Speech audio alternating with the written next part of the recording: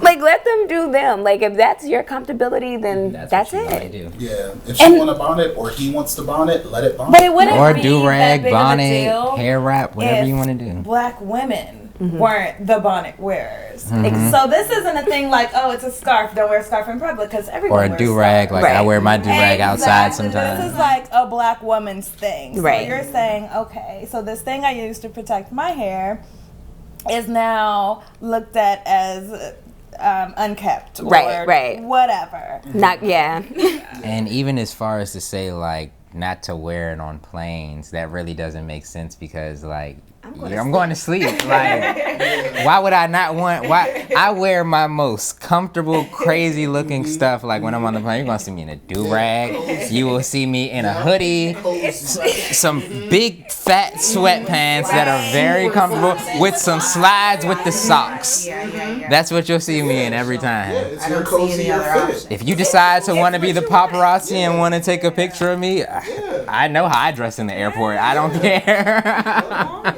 This flight, is it a 1 hour Even flight? if it's Is it a 3 hour flight?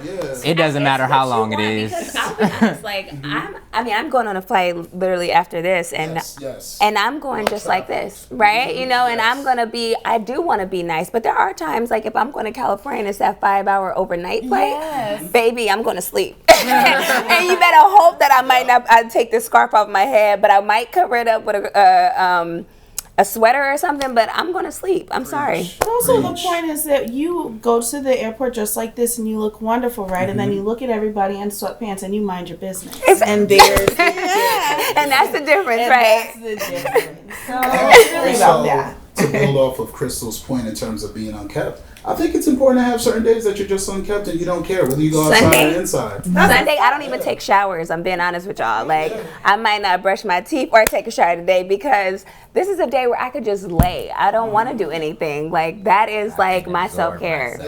Yeah, in my natural state. Yeah, and that's so important. That's so important. I like that we all just had this moment. Right. Let's get in my chest. I gotta chill. So, like, for example, I purposely don't get my hair done for a full week after getting it done because it's like, nah, you have to have a week of like, okay, this is the length, this is who we are. Let's get accustomed to this before like moving on to something different. And that's so important because I have this philosophy that every day you wake up, you're a different person. So do you ever sit down within the first 5 to 10 minutes and say, okay, who are we gonna be today, and are we ready for that person? You should be. You should be doing that. Yeah. Spend minutes with yourself. Honestly, I'm telling y'all that art of communication gonna change your life.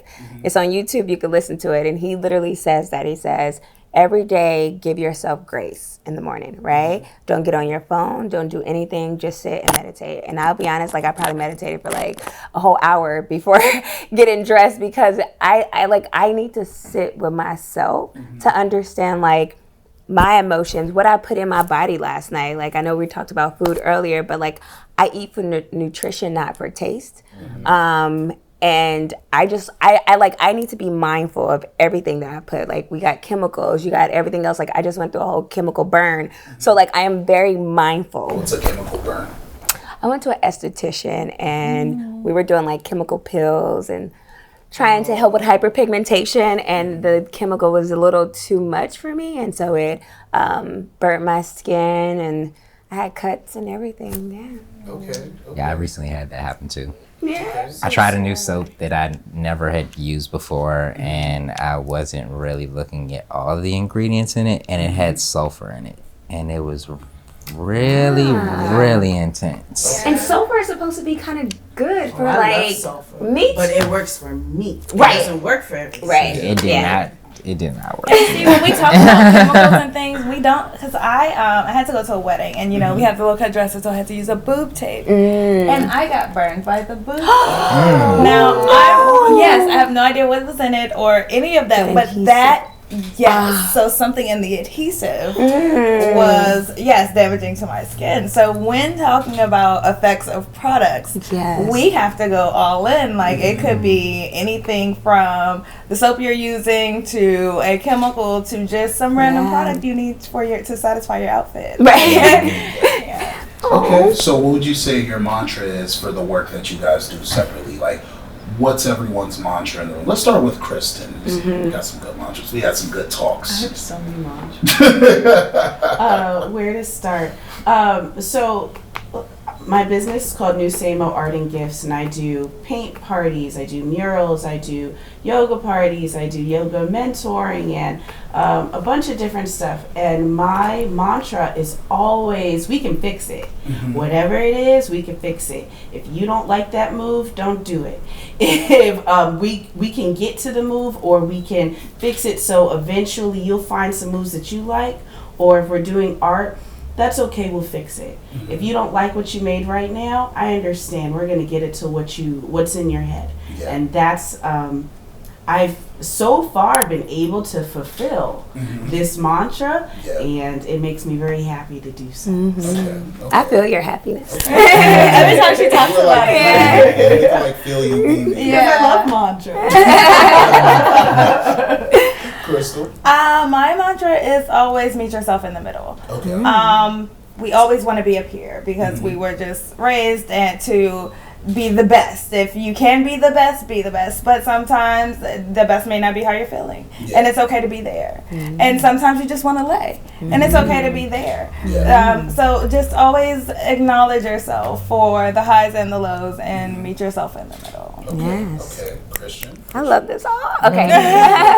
Mine is all about, say it all the time, give yourself some grace. Okay. Do it with grace. When you say grace, define grace. Like, what does grace look like for you? So I think that like Krista was just saying, like, we're really hard on ourselves, right? I think that, like you said, like, you're always answering your phone. I think that comes with like these expectations in life that you have to fix it, you have to do this, you have to do that. And for me, it's just like, give yourself some grace, give yourself some room, a space to just like be and be whatever you need to be. Give yourself some time to just like apologize and forgive and be kind to yourself. So I'm like, I know I am really hard on myself of like, you got to get this done, like you got to be the best at whatever. And for me, it's just like, no, I don't.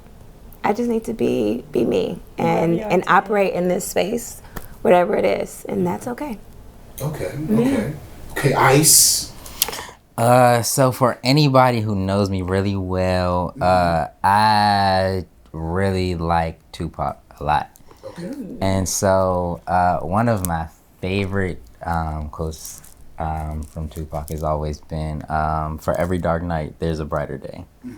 So that really became like one of my favorite quotes when I was younger, and I really just keep that in my mind like throughout life, because like especially over this last year, like this pandemic has had people go through things where like they probably never imagined before.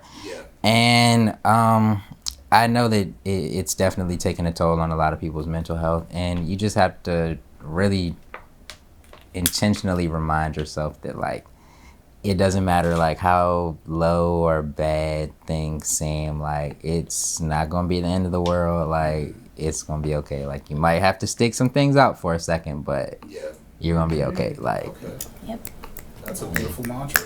I love everything. Okay, shout out to Ice. How would you say the Black community has affected your philosophy in terms of how you cater to the community? I'll say that the Black community has. Everyone's like, Came in heavy. Right.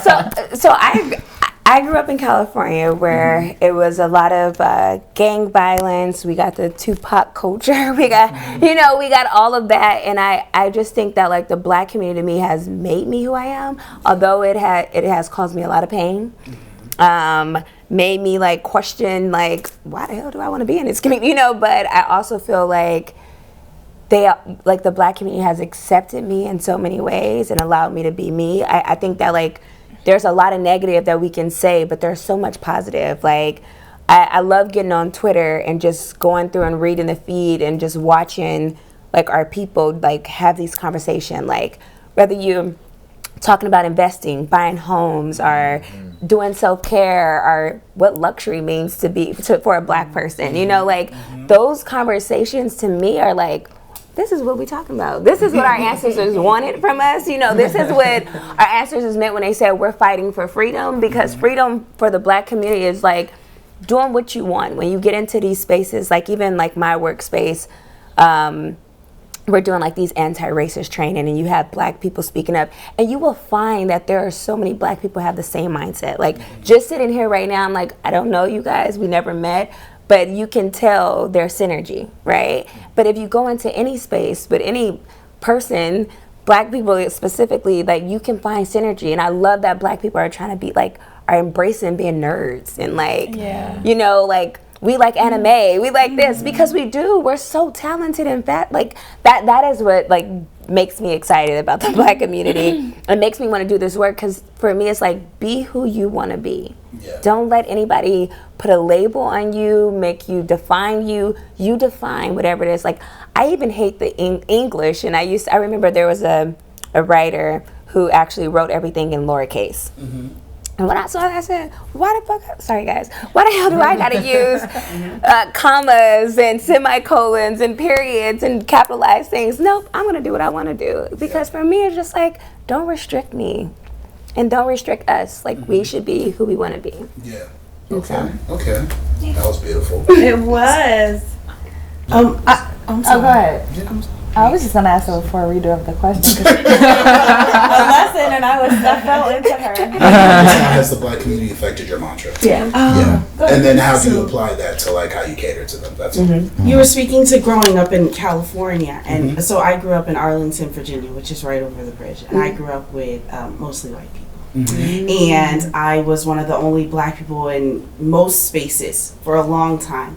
And then I went to Catholic University, and I was still one of the only Black people, even though there were more than I had ever had before. It was like 40. And I was and before me, it was like 25. So my year was 40, and we were doing it big. That was a high number. It was. We were so excited. Oh, you guys are off. 5.2% of the population was Black, and I was the 0.2. Yeah. So I'll take that. But it was exciting, and I it wasn't until then that I really started fighting to be in more spaces with people that looked like me. So my freshman year, and Juice is a sophomore, and I go to his room and I say, "Look, I'm transferring to Howard University. I gotta get out of here." We was on the same page. I was like, you. He says, "I've been here a year and some change, and I'm over it. It's all too much." And so all that being said is, when I finally got the chance, I really wanted to put myself in more of those spaces. So when I started teaching in overseas, and then I came right back to Virginia, and they didn't look like me. So I immediately went to Washington, D.C. And I said, I want to teach in Ward 7 and Ward 8. I want to teach to the children that look like me. They, even though I don't speak like them all the time, and we did not come from the same struggle or the same situation, I still feel like I can relate to them on a certain level, and I have. And I really loved forcing myself into a community that matches me. So, and you've wanted better for them. And I only want better for us. Because at the end of the day, when I go to those job interviews, they don't care if I'm from Arlington, Virginia. They see this. And I still get the same stuff. Take your time. I was about to cuss. I still get a lot of the same issues when it comes to being in spaces that are not meant for me. And I don't have to get any deeper than that. Everybody knows what it looks like to be in a space that's not there, that's not meant for you, and to only have a surface level, have someone look at you surface level, like you could not be capable of anything more. So I like to insert myself in the Black community even deeper. I'm so happy that you're a teacher, because we always talk about like Teach for America and how that hurt the Black community, right? And so for you to teach and want to go into those communities and do yoga and art, like, to people who may not, like, that's foreign to them, to, like, that is beautiful. And Exposure. yeah. Exposure.